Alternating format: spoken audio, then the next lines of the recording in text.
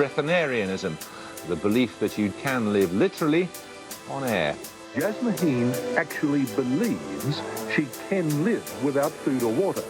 Le biopic présente Hélène Grave, Jasmine dans Les nourritures célestes. Le respirianisme est une pratique qui se propage de plus en plus en Occident. Son concept est aussi simple que flippant. Il serait possible de vivre sans rien manger ni boire. La chef de file de ce mouvement est une Australienne, Hélène Grave.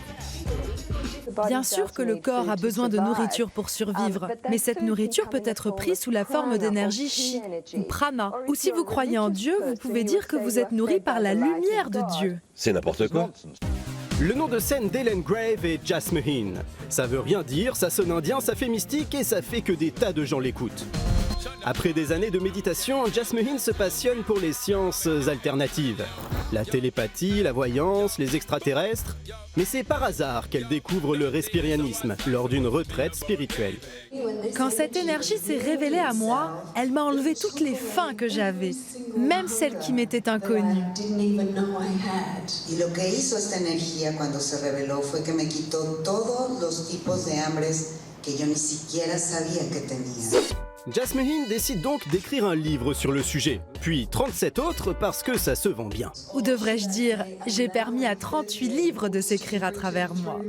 O más bien he permitido que 38 libros sean escritos a través de mí. Dans son ouvrage Vivre de lumière, elle propose un programme de 21 jours sans boisson ni nourriture. Le livre est un succès et plusieurs milliers d'adeptes s'y mettent. Le seul problème quand on ne mange pas et qu'on ne boit pas, eh bien c'est qu'on meurt. 6 morts sont imputés à ce programme et Jasmine est invitée à s'expliquer à la télé. Une émission australienne la met alors au défi de ne pas manger ni boire pendant une semaine devant les caméras et une surveillante présente 24 heures sur 24. Jasmine accepte et... Au jour 4, sa condition s'était dramatiquement détériorée. Son pouls s'était accéléré, sa pression sanguine avait baissé et elle avait perdu 6 kilos. Le risque, si elle continue, c'est une défaillance des reins. Il faut qu'elle arrête maintenant. Il faut qu'elle arrête. Ridiculisée dans son pays natal, Jasmine continue de prêcher sa frugale parole à l'étranger sur le net. Selon elle, le respirianisme est la solution à bien des problèmes. La faim dans le monde, bien sûr, mais aussi des questions plus pratiques. Je suis tellement heureuse de ne pas être obligée de prendre de nourriture physique quand je voyage.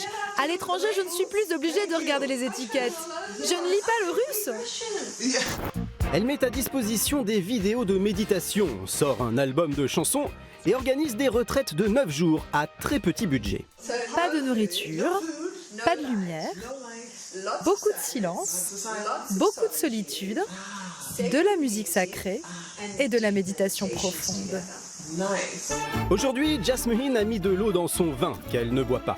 Elle ne préconise plus son programme de 21 jours sans rien ingérer et admet s'autoriser quelques cappuccinos ou carrés de chocolat. Quant à ses vidéos, elles sont désormais précédées par cet avertissement. Pour votre sécurité, n'essayez pas d'arrêter de manger sans la surveillance d'un expert.